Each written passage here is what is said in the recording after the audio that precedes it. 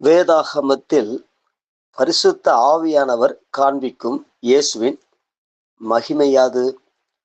இதோ நான் இப்போது அதை உங்களுக்கு எடுத்து காட்டுகிறேன்.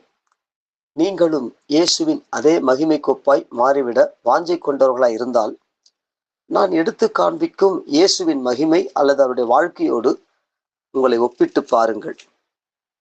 வேதாகமத்தில் உள்ள இயேசு தற்பொழுது பொருளாசை பிரியர்கள் பிரசங்கிக்கிற இயேசு அல்ல. புதிய ஏற்பாட்டில் நாம் பார்க்கின்ற இயேசு ஒரு தொழுவத்தில் பிறந்தார். ஒரு உயர்கல்வி தகுதி அவருக்கு இல்லை. ஒரு எளிய தச்சனாக பணிபுரிந்தார். ஒரு பின்தங்கிய சிற்றூரில் வாழ்ந்தார். ஒரு மிக சாதாரணமான எளிய குடும்பத்தில் இருந்தார். எந்த பைபிள் ஸ்கூலுக்கும் அவர் செல்லவில்லை. தன் சொந்த கைகளால் உழைத்து ஜீவனம் செய்தார்.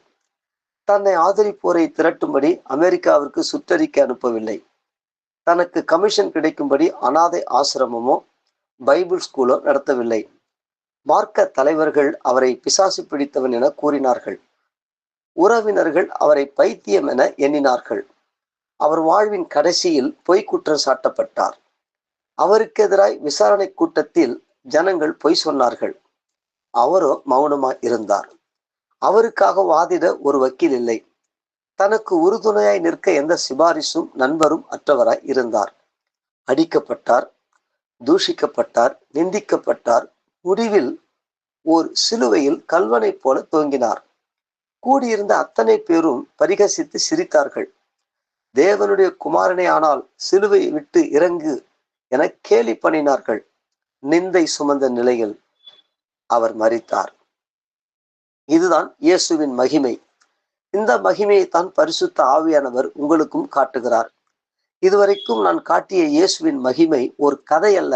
அவையாவும் உங்கள் வேதாகமத்திலும் இருக்கிறது. உண்மை யாதெனில், நீங்கள் இயேசுவின் மகிமையை காண முடியாதபடி பிசாசு தான் உங்கள் கண்களை குருடாக்கிவிட்டான். இன்றைய கிறிஸ்தவர்கள் இயேசுவின் மகிமையை காண தவறியதாலேயே உலக மகிமைக்கு பின்பாக ஓடிக்கொண்டிருக்கிறார்கள். இவர்கள் தங்கள் குடும்பத்தை குறித்து அல்லது தங்கள் கல்வியை குறித்து மேன்மை பாராட்டுகிறார்கள். தங்கள் பிள்ளைகள் பள்ளியில் முதல் மதிப்பு பெற்றதற்காகவும் தங்கள் பிள்ளைகள் உயர்ந்த பதக்கங்களை பெற்றதற்காகவும் பெருமை பாராட்டி கொள்கிறார்கள். அல்லது தாங்கள் பைபிள் காலேஜ் படித்து பிடி டிடி ஆக மாறி ரெவரண்ட் பட்டம் பெற்றதற்காக மேன்மை பாராட்டுகிறார்கள். இது போன்ற பெருமை பாராட்டுதல் மேலே போப் துவங்கி கீழே சாதாரண ஒரு கிராம பாதிரி வரைக்கும் காணப்படுவது பெருத்த அலங்கோலம் ஆகும். இவையாவும் ஒரு இயேசுவின் சீஷனுக்குரிய லட்சணம் அல்லவே அல்ல. நீங்கள் இயேசு கிறிஸ்துவின் உண்மையான சபையை உங்கள் ஸ்தலத்தில் கட்ட விரும்பினால், உங்கள் ஜீவியத்தில் இன்று ஒரு உறுதியான தீர்மானத்தை எடுங்கள். ஆம், இன்று இந்த உலகில் மனுஷர் கண்களுக்கு முன்பாக எவையெல்லாம் மேன்மையாக கருதப்படுகிறதோ அவை அத்தனையையும் தேவன் கருதுவது போலவே நானும் அவைகளை அருவருப்பாய் கருதுவேன். மேலும் இந்த உலகில் எந்த ஒரு மானிடனின் புகழ்ச்சியையும் தேட மாட்டேன். இவ்வாறு உங்களால் தீர்மானம் எடுக்க முடியுமா? ஒரு பள்ளி ஆசிரியர் தன் பிள்ளைகளுக்கு வீட்டுப்பாடம் தருவது போல் நான் ஒரு நல்ல வீட்டுப்பாடம் உங்களுக்கு தர விரும்புகிறேன். நீங்கள் ஒரு பேப்பரையும் பேனாவையும் எடுத்துக்கொண்டு வீட்டில் அமர்ந்து அந்த பேப்பரில் உங்களையும் உங்கள் வாழ்க்கையையும் சுற்றிலும் காணப்படும் மனுஷர் மேன்மையாக கருதும் யாவற்றையும் கீழ்கண்ட விதமாய் ஒவ்வொன்றாய் எழுதுங்கள்.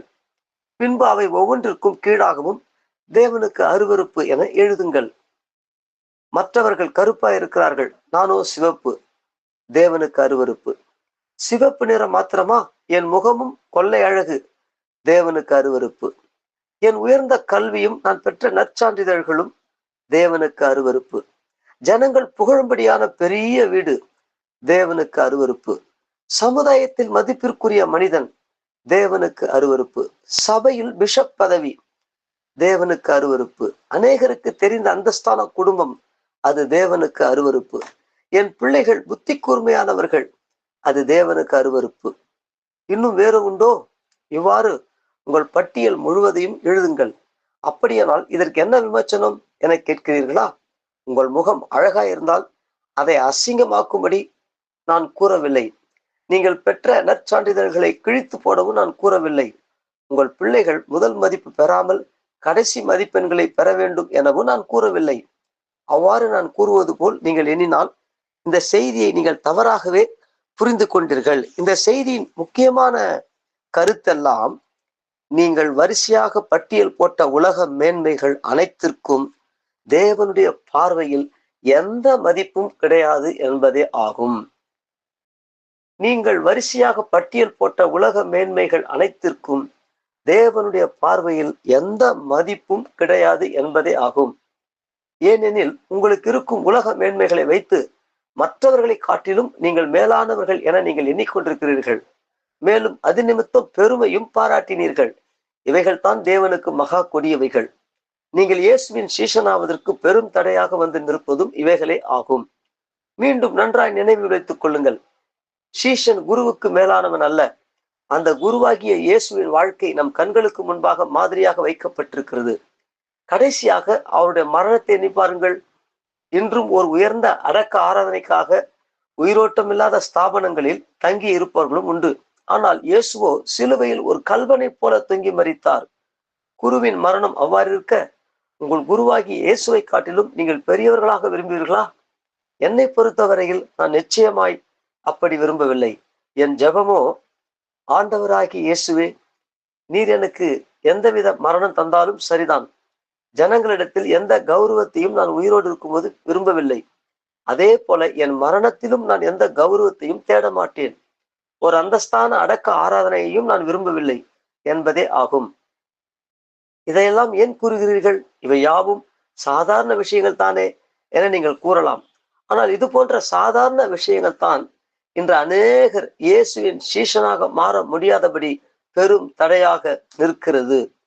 இது போன்ற ஒளியின் சத்தியங்களை சுமார் 15 ஆண்டுகளுக்கு மேலாக நாங்கள் எங்கள் சபையில் பிரசங்கித்து வருகிறோம். அதன் விளைவாய் மனுஷர் கௌரவத்தை தேடும் ஜனங்களை எங்களை விட்டு அப்புறப்படுத்தி விட்டோம். அவர்கள் எங்களை விட்டு போய் வேறு இடங்களில் அமரும்படி அநேக ஸ்தாபனங்கள் இருப்பதற்காக நாங்கள் தேவனுக்கு நன்றி கூறுகிறோம். இங்கே நாங்களோ ஜனங்களிடத்தில் எந்த கௌரவத்தையும் தேடாத குருவாகிய இயேசுவையே பின்பற்ற விரும்புகிறோம்.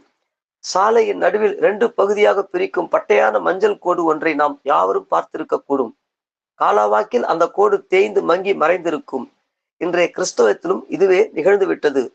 உண்மையான இயேசுவின் சீஷர்களிடமிருந்து உலகத்தோடு ஒத்த வேஷம் தரிக்கும் கிறிஸ்தவர்களை வேறு பிரிக்கும் கோடு இன்று சபையில் மறைந்து விட்டது.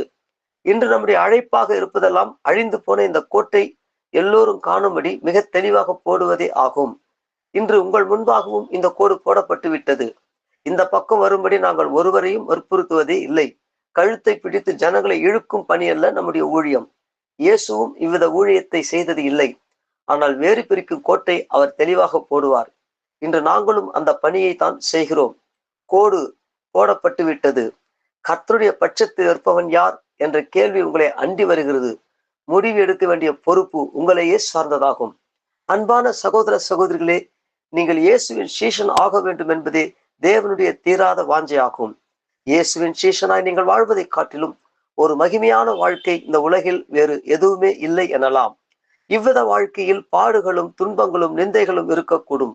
ஆனால் உங்கள் பரம தகப்பன், இவன் என் நேசகுமாரன், நேசகுமாரத்தி, இவனில் அல்லது இவளில் நான் பிரியமாய் இருக்கிறேன் என உள்ளம் மகிழ்ந்து கூறும் சத்தத்தை பரத்திலிருந்து கேட்பீர்கள். உங்களுக்கு விலை மதிப்பில்லாத இந்த அங்கீகரிப்பின் சத்தம் வேண்டுமா? அல்லது மனுஷரின் புகழ் துணி வேண்டுமா? இரண்டில் ஒன்றை நீங்கள் தான் தெரிந்து கொள்ள வேண்டும். கேட்பதற்கு காது உள்ளவன் எவனோ அவன் கேட்க கடவன். ஆமேன். இந்த செய்தியானது நான் படித்ததில் பிடித்தது என்ற தலைப்பின் கீழே போடுகிறேன். நன்றி.